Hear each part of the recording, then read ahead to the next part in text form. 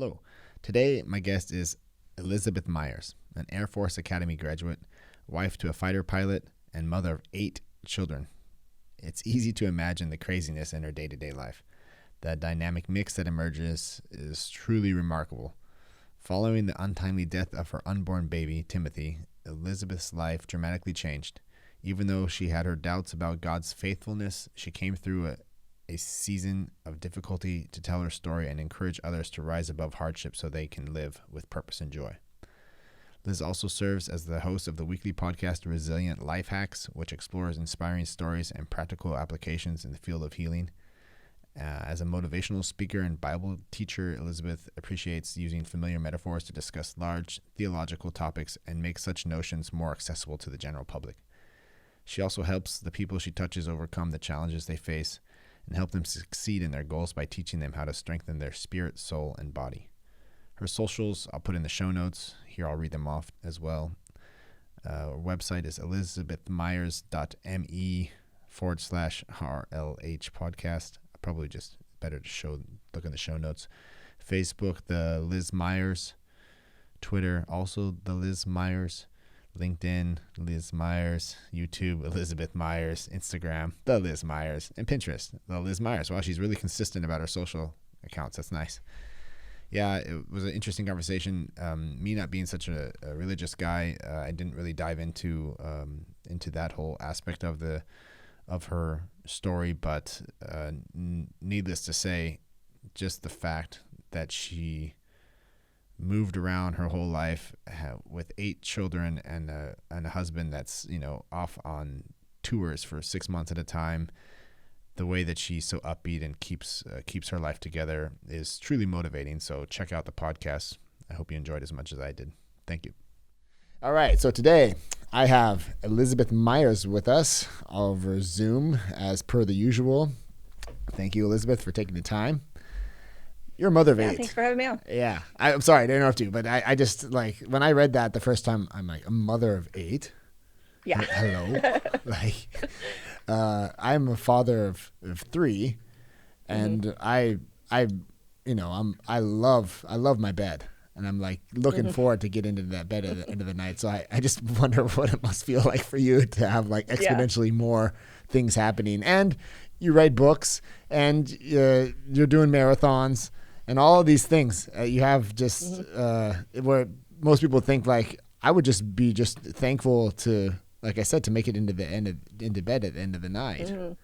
Yeah. So what's your secret? Let me guess. Well, my big secret is I depend a lot on God and he helps me out. But having 8 kids, I was either pregnant or nursing or both for like 15 years. 15 years, yeah, right. 15 years straight. And so like not a lot of sleep, you mentioned sleep, but just recently we got a new puppy, a little golden doodle puppy. And the first night we had him home, he woke up at 4:30 a.m. and he was so cute. And so I played with him for a while. Then I went back to bed. And the next morning I could not get up. And I'm like, okay, I can't do this anymore. Like I used to be up all night with kids and then, hit it the next day. And I'm like, my body's like, not happening this time. Yeah. I mean, I just think about that too. I can't imagine even my wife and I talked about having a dog. We're like, no, we're good. Yeah.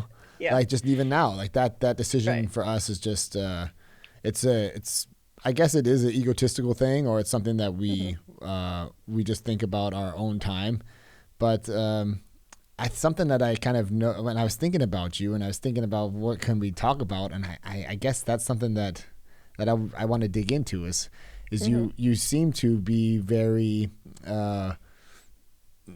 giving with your time. You must have to be, but it's almost yeah.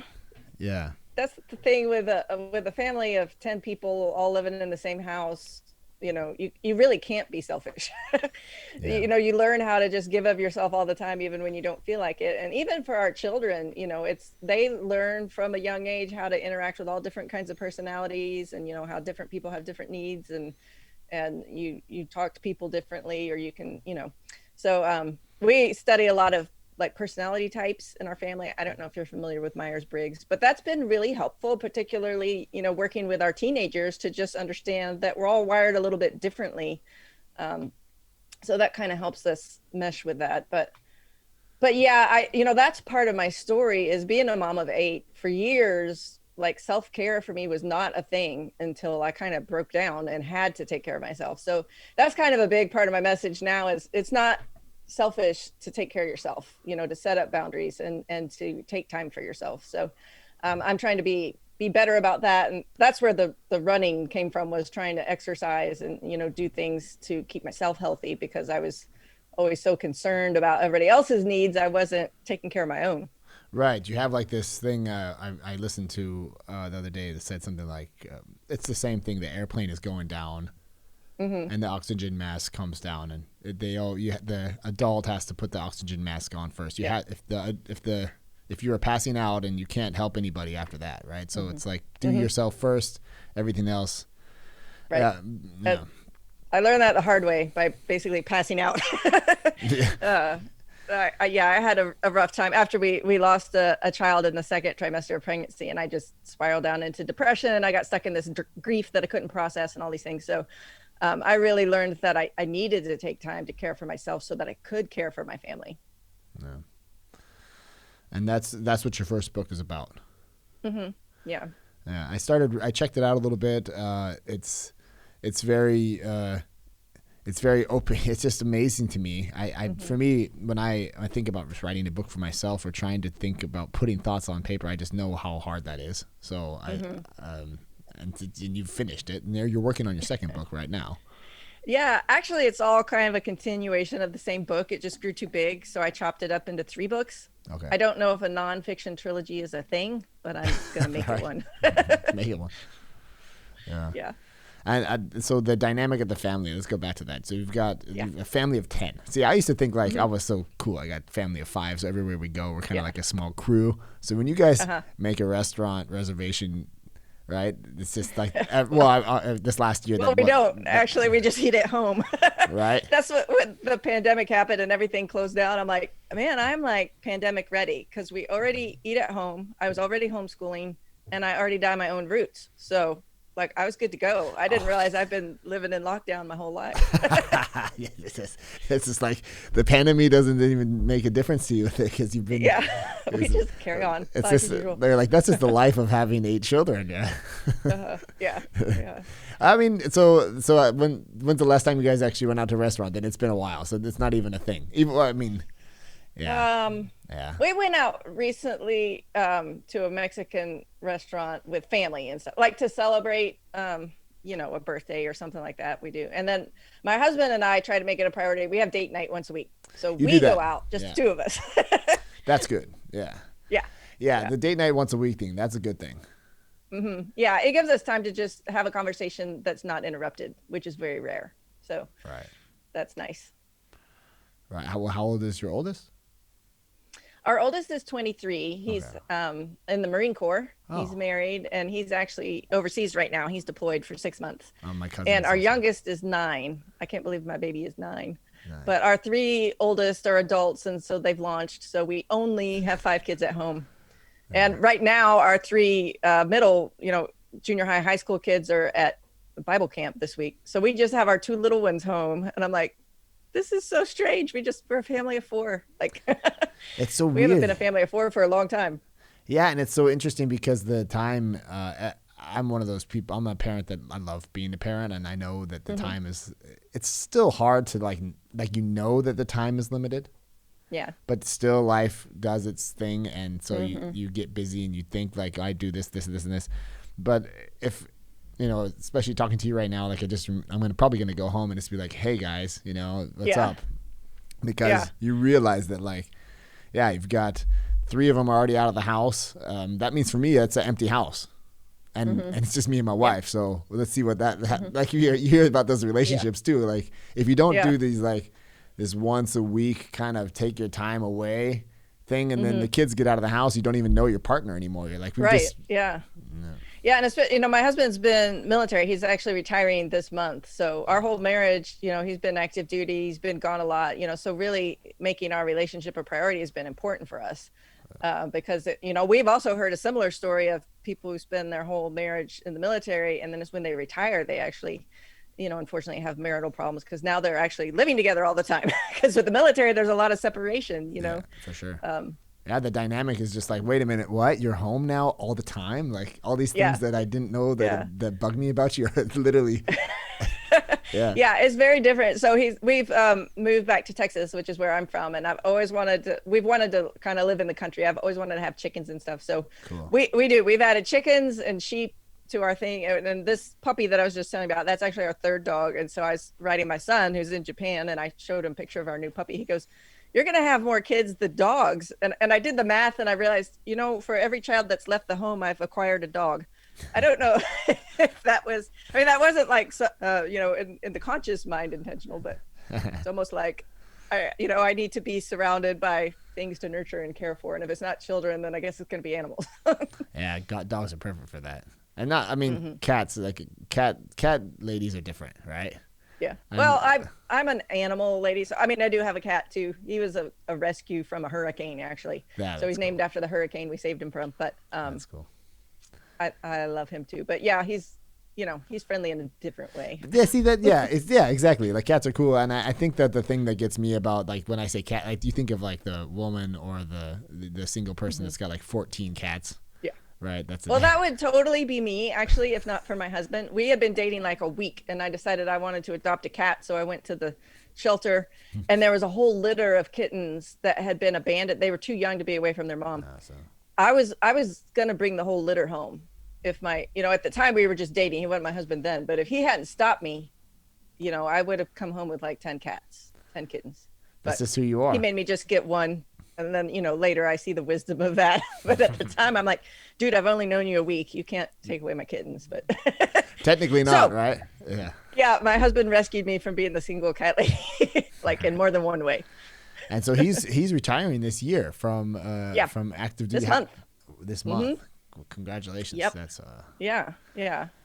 We've had quite an adventure. We've done 15 moves in 25 years of marriage. He's been a fighter pilot, so all kinds of adventures there. He's been deployed, but we're really looking forward to the next adventure God has for us out here. We're having fun, like I said, figuring out how to be country people, and there's always an adventure. Yesterday, he killed a 5-foot water moccasin snake on our front porch. Yeah. That was trying to get in the house. And then later after dinner, 2 of our sheep escaped. So we had that whole drama. So there's always something exciting going on around here. Texas is a place to be, though. I've always heard great things about it's a huge state, but I kind of wanted to say that about the pandemic, but like you said earlier, it didn't really change your life. So that's something that I just learned about you right now. You have had basically all of these children, and he's been at home for stints, right? Like, especially as his career goes on, there's probably like 3 months or 6 months, but then he's gone for a long period of time. Were you with other family? Or were you basically just a single mom with 8 children at some point? Was there like a point there? So like early on, when he was deployed and I only had 1 or 2 kids, a lot of times I would go, visit family or whatever. But as they grow and, we're doing things, it's kind of hard to move the whole tribe. But the military is, well, particularly the culture that we were in in the fighter community, the entire squadron deploys at once. So there's a whole, a whole mess of families that are all in the same boat. And so we really pull together and really help each other out. And, there's systems in place to make sure everybody's taken care of. And we have a really close, tight-knit community. That's cool. Which is great to have that kind of support. My daughter-in-law right now, my son's in the Marine Corps, and they're just structured a little differently. And she was telling me about some of the things they do. And I'm like, wow, they need some lessons from us on how to take care of their families when they're deployed, because it's just a different world. So that was really helpful. We learned to kind of lean on each other. It's, you meet somebody and like that day you're like, hey, would you be my child's, emergency contact for something, I don't even know you. We just met, but I feel like I can trust you. And, so, there's that neat bond that helps, but it is kind of wonky sometimes to go back and forth from being a single parent to now he's home and, that transition. And while he's gone, the kids change and grow just in 6 months. It's amazing what all happens. So, yeah. And I have all kinds of stories of everything that falls apart while he's gone. I mean, the snake thing is like, I was just gone for the weekend, and the same thing happens in our, like, it comes back and forth, and just even that weekend, like, you come back, and like something happened with our small little, she's 3, and she wanted to put on like a long sleeve thing when it's like hot outside, you know. I'm like, oh, just let her wear it, you know. And Franzi looks at me and she gave me that look like, man, that was nice not having you here for 48 hours, you know, like, because it's just like no parent questioning about how to be a parent. But that's like such a minute, tiny example. But imagine that off, you know, like you said, the kids, they in a 6-month period, like these people change, like they change in a whole way. And the hardest part is right before he leaves, and then actually right when he gets home. Like the middle, you kind of settle into your own new routine, but you know, it's hard at first when he leaves because there's that big hole, and then but it's hard too when he comes back, because just like you said, I'm used to not having to confer with anybody. I just make the decision myself and I handle things, and then now there's, you know, your partner comes back and now you've got to work together again, and it's like, wait a minute, how do we do this? And I mean, you know, fighter pilot's probably not going to be the most you know, most rollover type of personality, right? Like these are, you got like a very dominant alpha personality. You have to be you have to be an alpha when he's gone, otherwise nothing. That's cool though. Like Franzi and I have this thing too. We're both like that. We both have like this really strong thing. Then our kids come out and they're like, "No, I'm not going to do that." And I look at her, I'm like, "Where do you think they get that from?" You know, like, you know. That's cool though. I mean, there's not going to be any. I wonder how like there's other families, and you see that when you're as a parent, you see how other kids react. And this thing you said about personalities is really interesting too. Just that, even that idea of like, wait a minute, there's other types of personalities out there. That's a really cool perspective change for a lot of people to be like, oh wait, so how do you guys do that? Do you guys actually like have a family conversation about, well, you're this type and you're that type? And I mean, that could be really you have like a whole new vocabulary for insulting people, right? You know? Well, we do, and you know, there's a bunch of different ways to frame that conversation, but we know the Myers-Briggs personality types well, so that's kind of where we tend to do things. And my background is in psychology, and then my husband, of course, is a officer in the Air Force, took all kinds of leadership classes, so he was trained in all of this. And then our kids have just picked up an interest in it. They actually know it way better than we do, way down in the weeds. But, you know, just talking about introverts versus extroverts and the different needs they have. You know, I'm a hardcore introvert and my husband's very much extrovert. And I'm like, you know, his idea of fun on a Friday night is like, you know, let's have a party and have family games and have snacks. And by Friday, I'm tired. And my idea of a party is like, I want to read a book by myself alone. You know, so just being able to understand those kinds of differences and be, you know, respectful of what different people enjoy and what they need to recharge their batteries. You know, it's great just to have those conversations, and we can even, you know, talk about other people like, well, you know, that person is an introvert or an extrovert, or they're, you know, they make decisions thinking or feeling, you know, there's these different things that, you know, even our young children understand. So it is really helpful for relating to other people if you can kind of understand more where they're coming from and how they're looking at a situation from a different place than you are. Yeah, just having that as a tool to communicate. And I think that, like you said too about the kids, they've just probably had to learn at a real young age that it's like, this isn't about me. Like, right. I gotta fit in this group. Otherwise, you know, it's kind of like this pecking order kind of thing. I mean, something like that. It's probably this. We saw that with our third child. Go ahead. What were you going to say? Yeah, I was going to say we call it chain of command because we're a military family. So when parents are not around, the oldest child is in charge. Yeah. And then when we come back home, you know, we ask the oldest one, you know, how did the others cooperate with your leadership while we were gone, because we left you in charge. And then we ask the younger ones, how did the older one do as a leader, you know, and are there issues we need to address that direction too? And so they understand that whole idea of, you know, authority and passing things down. And when I guess it was our third child was kind of in that teenager age where he was starting to kind of babysit for us as we went out, and there were several times in a row where he just forgot to put the younger kids to bed. So we come home at, you know, 9:30, 10 at night, and the little ones would still be up. And we're like, dude, that's like part of babysitting, is you have to tell them to go to bed. And so then my youngest, goodness, he was like 4, maybe 5 at the time. And he's like, Mom, when are you going to leave me in charge? I'll put everybody to bed. It's like, poor guy. He's known from the beginning. He's at the end of the line. So he's never going to be in charge of anybody, but he sure tries. Yeah. Yeah. I saw that just with our third child too. She was the fastest out of all of them and all the things. Mm-hmm. And she's definitely like, she kicks everyone's ass at the kindergarten. Like the kids that don't have any other, it's just, right. And it just becomes like this thing where you always hear about, well, eventually they just start to parent themselves. Right. Mm-hmm. But I don't think it's just like this loosely, like just let them do what they're going to do. And it's going to naturally, like you guys have a military household. So that gives a lot of structure. Well, yeah, I mean, what else? There's no real other option. I mean, think. Like I'm sure there's other people out there, other families out there that have had to been like, you got to read like Stephen Covey's book here, whatever the 7 Habits of Highly Effective People, or something like that. Like you have to have some type of tool to deal with just the amount of input and the amount of things that are coming in, and then you have like this thing called life that's just happening anyway. Yeah. Right. It's either structure or total chaos. We have kind of controlled chaos a lot of times, but yeah, we had, especially when they were little, and, I was always so afraid of losing one of them somewhere, but we wouldn't even notice until like it's too late, right? Yeah.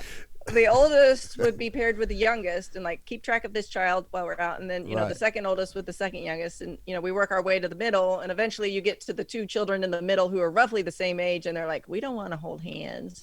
I'm like, do it anyway. I don't want to lose anybody. I'm responsible for keeping track of everybody. We were at a beach one time when they were all little. And after every wave that rolled in, I'm like, 1, 2, 3, 4, 5, 6, 7, 8. Okay. Right. And then another wave. Okay. 1, 2, 3, 4, 5, 6, 7, 8. It's like they're all here. And you have this idea of, being at the beach is supposed to be relaxing and I'm like, no, that is like hardcore lifeguard duty. That beach is not relaxing to me at all.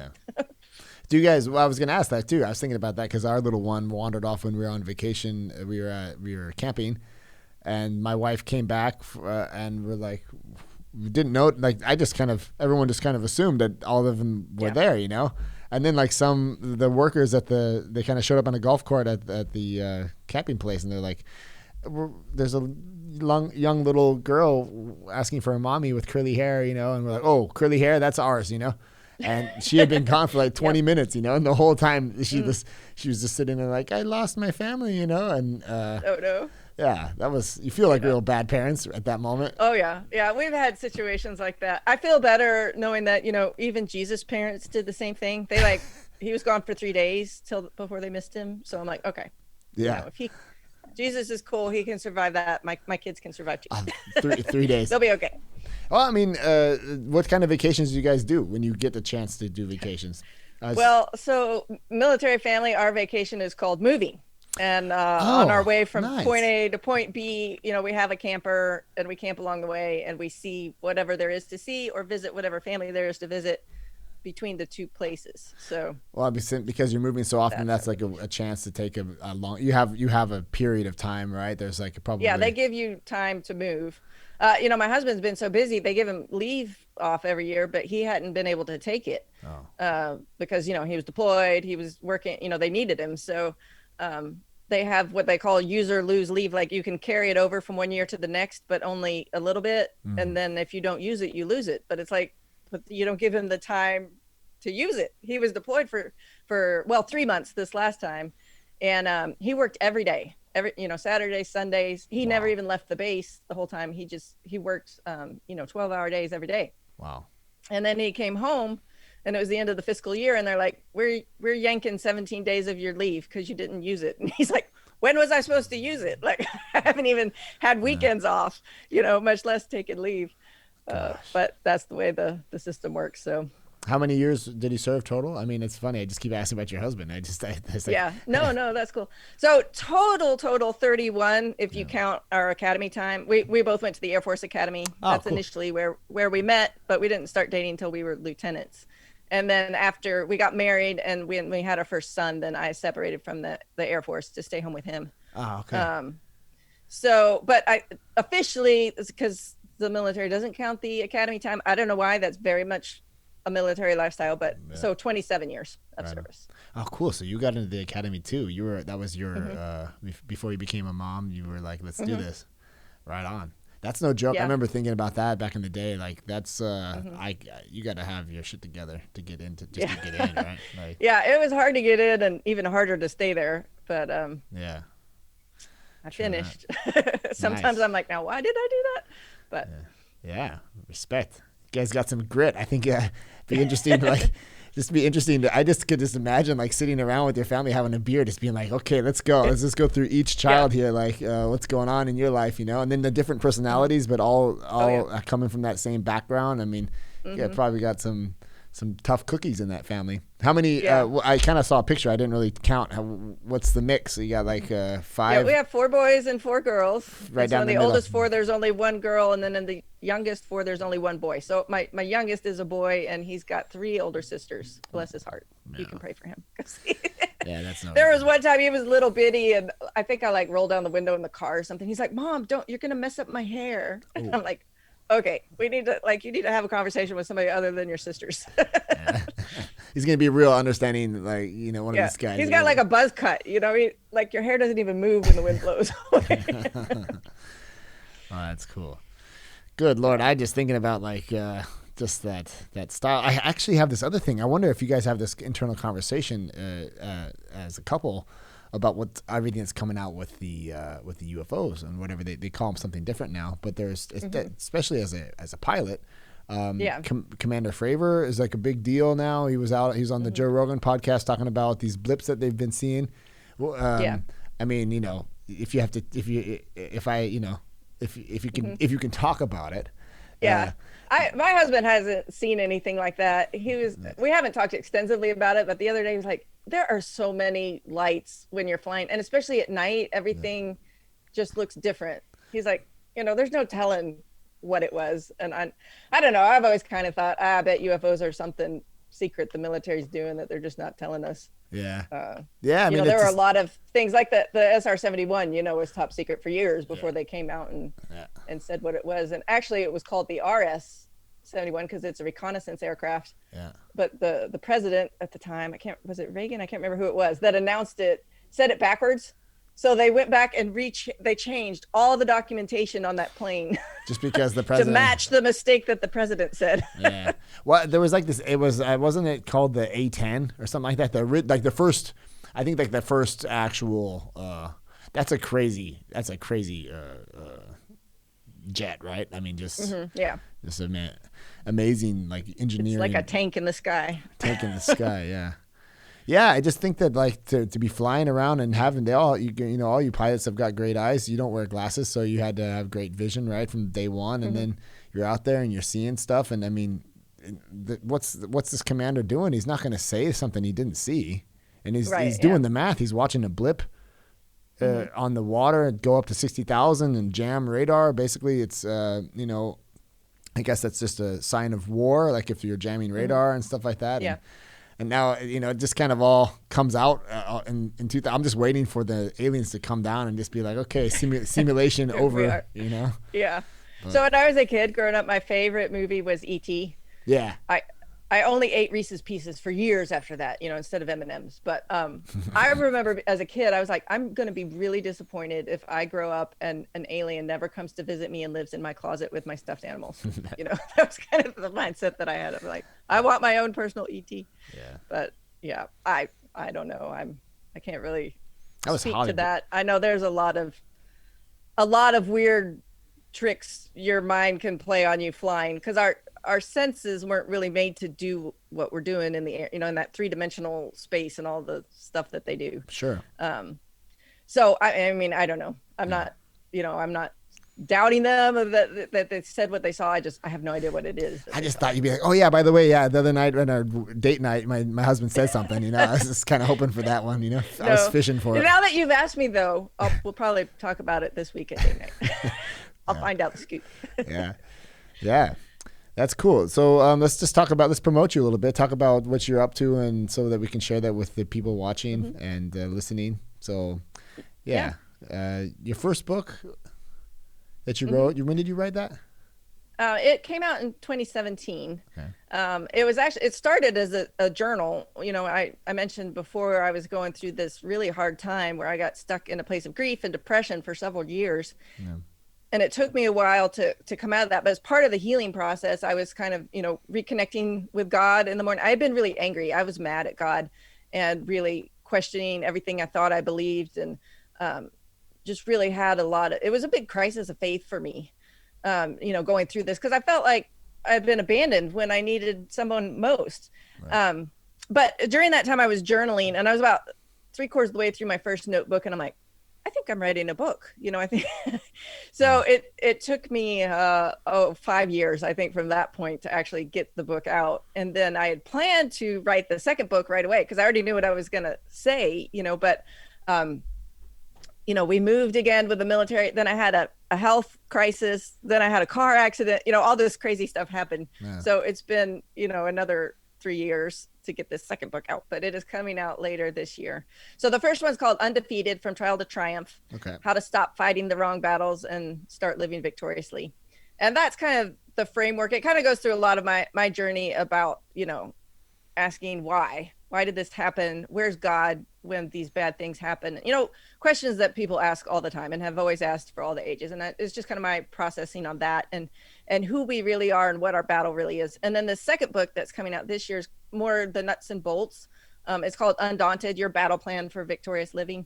And when I was trying to find my way to healing, I was like, I don't know what the root cause is. Am I exhausted because I'm depressed, or am I depressed because I'm exhausted, or is all of this a spiritual problem because I'm angry with God? Mm-hmm. Where do I start? So here's my military brain, but I decided to attack it on all 4 fronts: physically, mentally, spiritually, and emotionally. Nice. And then since then, in my thinking and processing and studying, I've added a 5th one, which is your will or motivation. So the second book kind of just breaks down each of those 5 things and talks through things that I do, on a regular basis to build resiliency in those areas. Because I believe you mentioned grit earlier, which is kind of resiliency, the ability to take hits, to stand back up again after you fall. Yep. And that's not just something you're born with. That's a learned skill.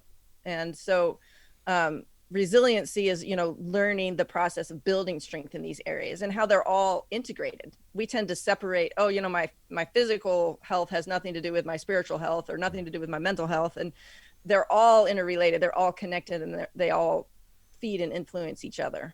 So that's what this second book is about. And it's at the editors right now. It's supposed to be back already, and it's not. So I'm like, ooh, they must have, either they're behind or they found a lot of mistakes, and I have a lot to fix when it gets back. Yeah.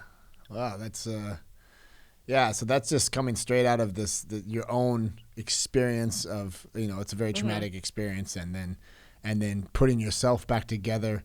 And it's interesting that out of that there's like this there's just this, like, it's when I sit in front of my computer and I'm writing to write something, I'm like, who cares what I'm going to, like I don't have, like, there's nothing there. Like I've had a nice, good life. So it's pretty boring just to be like, well, this, that, and then you can talk about, I was separated. I had different fathers growing up. Like, well, yeah, that's like 90% of everybody. So, mm-hmm. But it seems like the more extreme the case, the more this power of that you need to actually get yourself out of there. You've had to get down to the depths of what it takes to pull yourself back up, and you did that, and it comes out in this writing and in journaling, and then you created a book out of that. That's yeah, my desire is really just to help other people, because I felt so lost and alone during that time. And I had all these questions and these doubts, but I didn't really feel like I had a safe place to express them.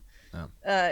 And it seems like wrong to question God, or it seems blasphemous or whatever. So I'm just like, God's a big boy. He can handle. It's not like we're going to ask him some question he's never heard before. Right. But I just want to give people this safe space and go, hey, it's okay to be messed up. It's okay to take a hit and not know what to do next. And we all have stuff. We all have broken places. We all have issues. We have hangups.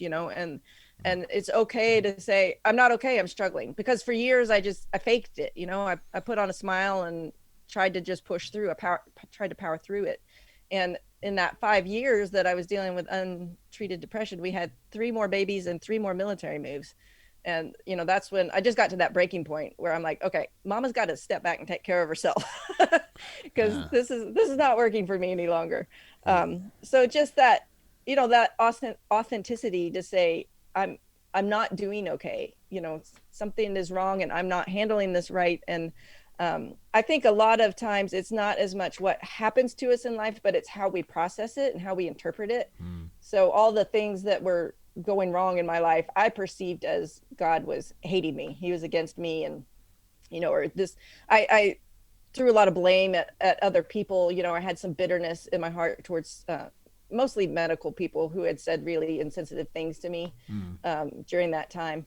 And, so I had to work through the forgiveness of that too, but just kind of reframing how I interpreted the events was key for me. And so, I think just my desire is to just help other people, because I know I'm not the only one that struggles with stuff, and we all have a different story. We have a different, backstory of how we got to where we are, or places where we tripped up or were broken along the way. But we can all learn from each other, and we can all help each other out. The one thing that came up to me when you were saying that, I wonder how, and I'm not a religious person, but I have, wow, that's this weird thing to say, because I am, I am, and I have my religious, like, I just don't call it God, but whatever it is, I call it something. Everyone has, anyone that has, like, any questions that aren't answered, there's got to be something out there. Anyway, I guess what I want to say is that, like, how do you forgive God, right? Because like that's the question that strikes me.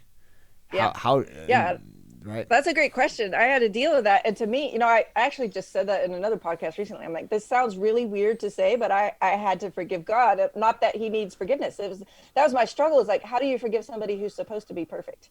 How does that happen? But a lot of it just came to a new level of understanding of, I realized along the way, as I had all these questions and all these things of, like, why God, and what are you doing, and why did it happen this way? And, I thought I was following you. I thought I was doing the right thing. And I feel like I've been betrayed. I feel like I've been slapped in the face, and I struggled with that. But I realized one day that, like, if God came down and answered all my questions, I wouldn't feel any better. Like, it wouldn't take away the hurt. I would still be missing my son. I realized it wasn't the answers that I actually wanted. I wanted his presence. I wanted to know that I was loved and that I was cared for no matter what happened. And I realized eventually I got to a place where I'm like, you know what? I don't want a God that I can understand. That's too small. I want a God that I can trust even when I don't understand, because any God that I could understand isn't worthy of my worship. He's not able to help me. He's not big enough to help me out in my time of need. I don't even understand myself. How do I expect to understand the mind of God?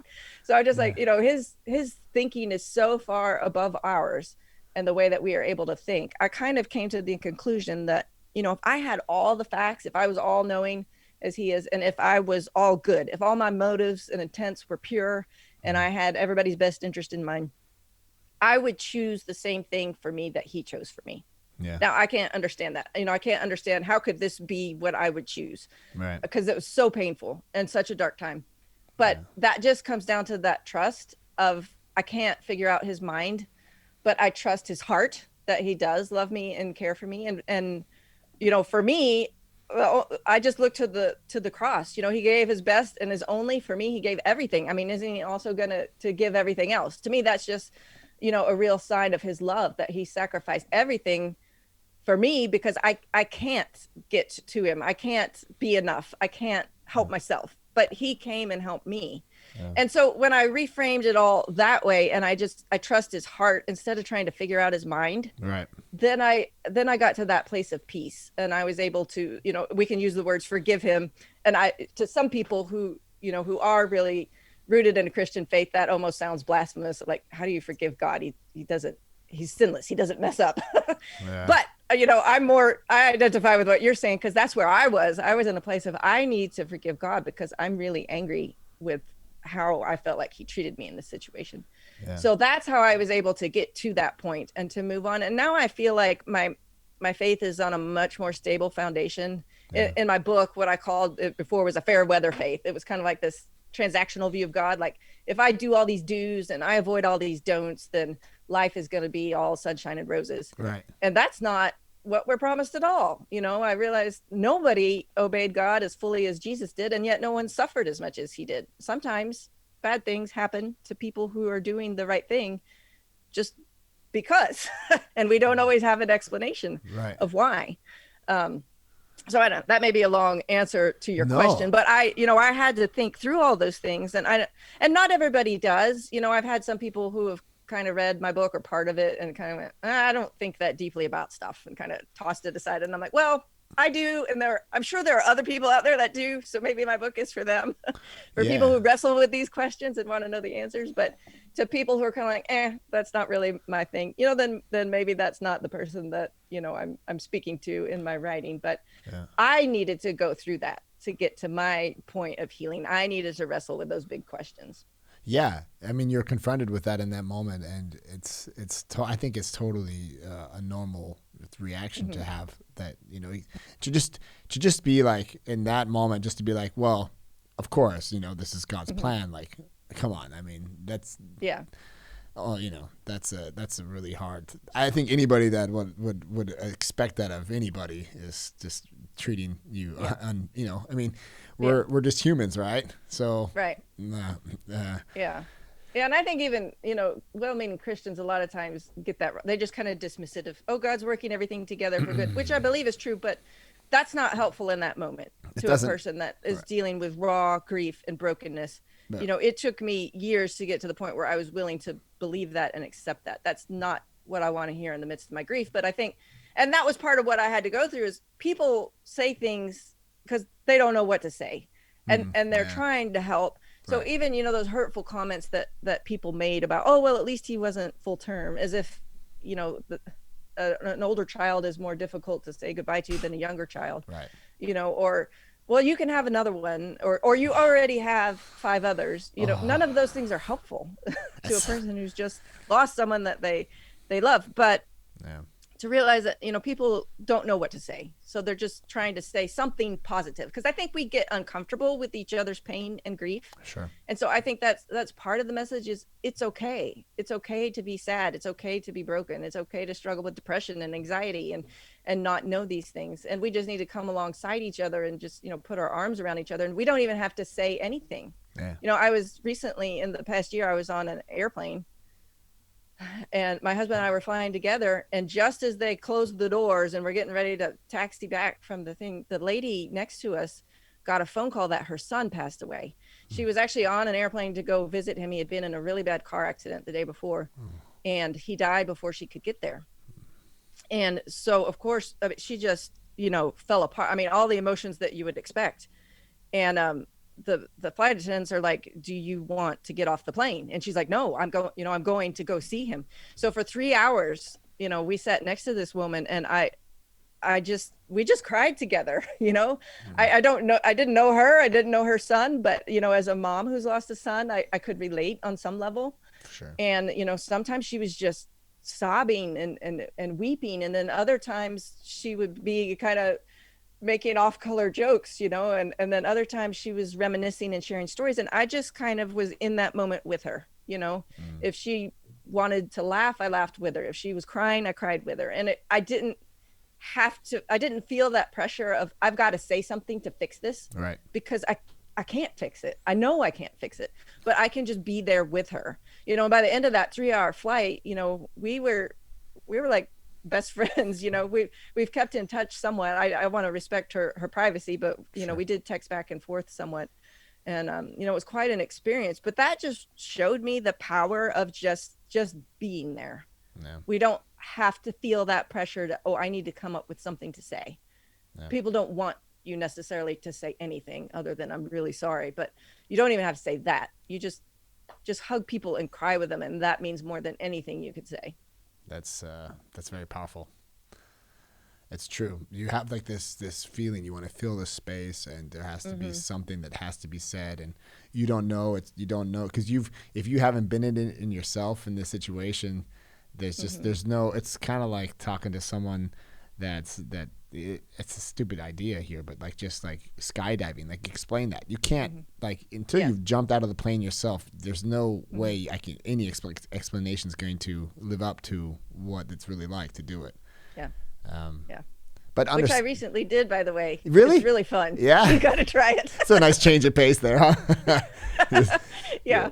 It's funny, because I struggle with anxiety, but jumping out of an airplane, I was totally calm. I had no issues at all because my husband, as my husband put it, you're just baggage. It was a tandem jump. Obviously I didn't You're just baggage. have the time to, my husband's actually done free fall, where he took the classes and he had to pull the ripcord himself and all this kind of stuff. Yeah. I was literally just baggage. I was attached to some dude and he did all the stuff. So I was like, there's no pressure on me. Yeah. And the guy that is in charge of my life right now, whose name I don't even remember, his life is tied to mine. So I know he's motivated to do this right, because if I die, he dies. Right. So I was just free to really enjoy that moment. And then we got in the car and we drove away. And like 5 minutes down the road, I had a full up panic attack. I'm like, I've got to pull over.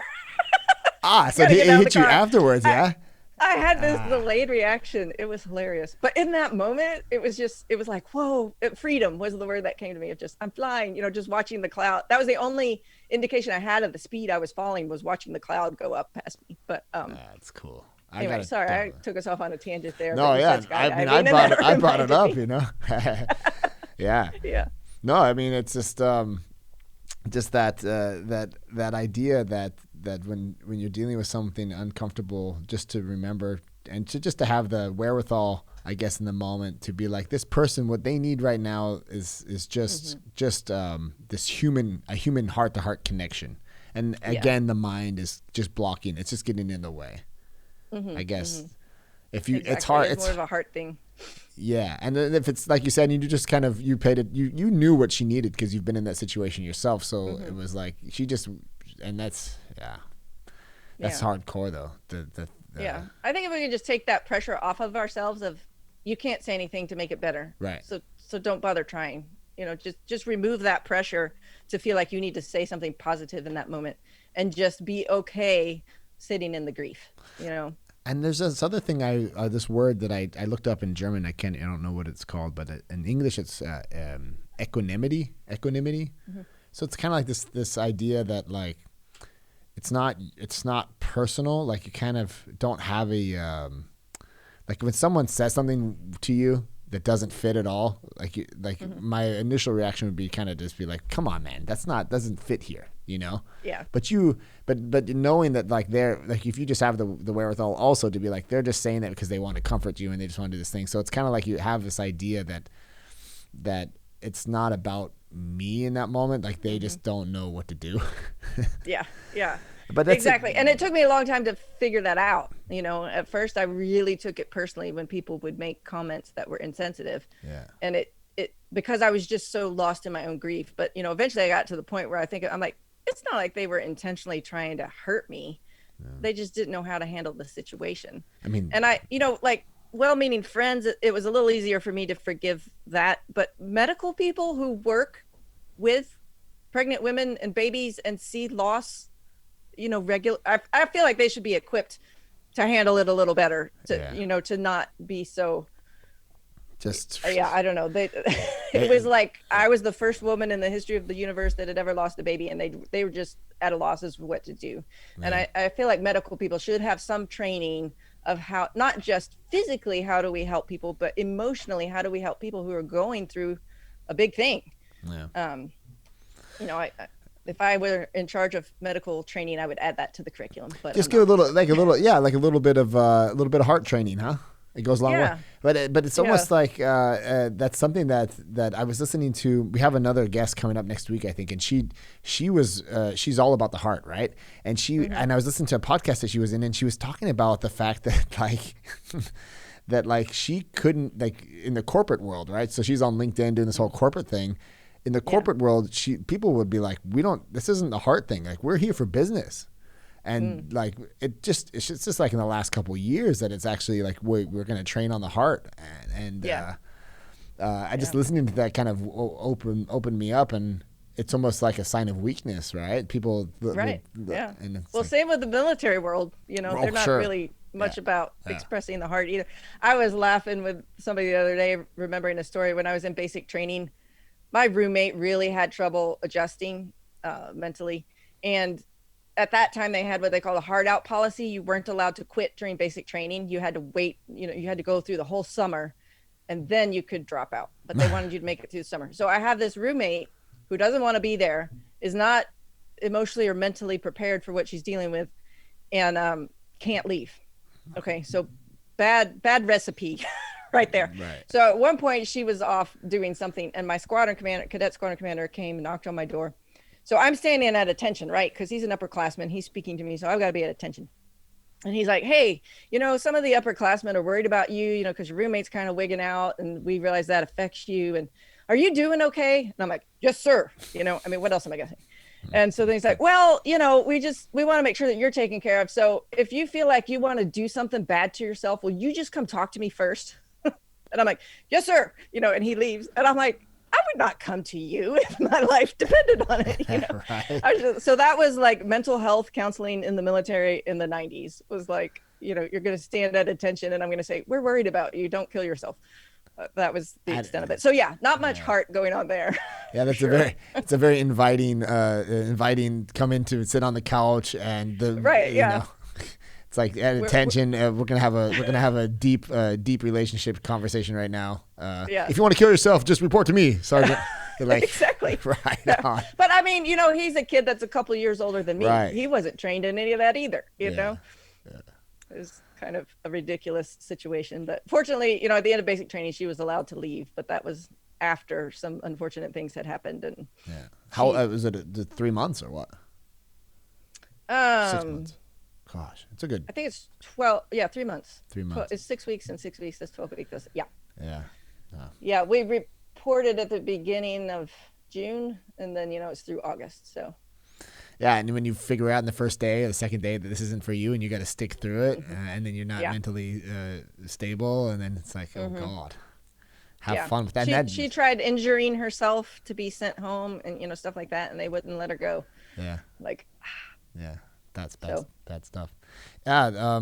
Then on that note, first off, I just have to like say thank you as like not only just for the interview and sharing what you share, but also like your whole family, your military family. Thank you. I'm an expatriate. I'm living in Germany as an American, but I also have 2 family members serving currently.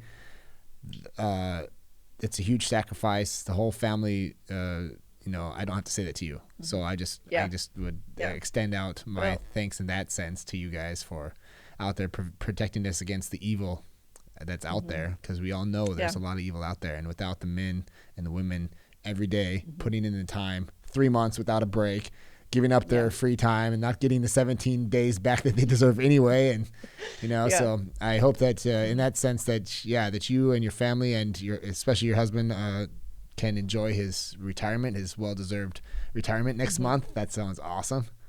Yeah. Well, thank you so much. It's been our pleasure. We've been happy to serve, and we, interestingly, in the whole career, we've never been stationed in Europe, which is odd, actually. But we did spend a year in Korea, on a Korean base. So I do understand, what it's like living in a different country and a different culture, and we could have a whole nother podcast about those stories and adventures. My daughter was born over there too. So I had the whole medical Korean experience as well. Right. Which is very different than the American experience. So.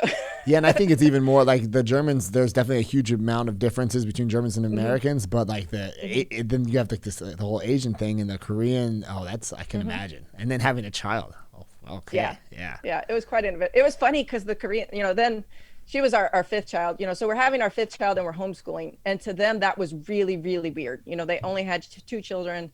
Education is very important. They send them off to school at like 3, and so they thought we were kind of odd, and they thought we were weird Americans. And what I never told them was that actually we're weird for Americans think we're weird too. It's not just that Americans are weird. It's like we're weird Americans. I get that too. People are always like, man, and I'm like, don't the 350 million people are not as weird as I am. Trust me, like like you just have like this. You're representing all of Americans when you're outside of the country. I know. I'm like, I just let them think, oh, those weird Americans. I'm like, actually, we're even weirder than the weird Americans. Yeah, exactly. Yeah, that's funny how that works. The mind just tries to make sense of like, what are these people doing? And I can imagine the cultural differences just, gosh. How long were you guys over there for? Oh, yeah. It was just a year, but we were like fully integrated. Usually the military experience is you live on a little island of America on an American base. But we were in Korean base housing on the Korean base. We slept on the floor. like they did and everything. So Wow. it was an adventure for sure. Yeah. Well, maybe we can hit this up another time and just let your second book come out, and we'll get back to it, and then we can talk about, maybe your husband really did see something out there. And okay, I'll ask him about it. He's really good at keeping like he is very tight-lipped about anything that it's classified information. Thinks maybe he shouldn't talk about. So he's not really a good source of information. Right. Fair enough. I have to respect that. Yeah. Yeah. Elizabeth, thank you very much for your time. Mm-hmm.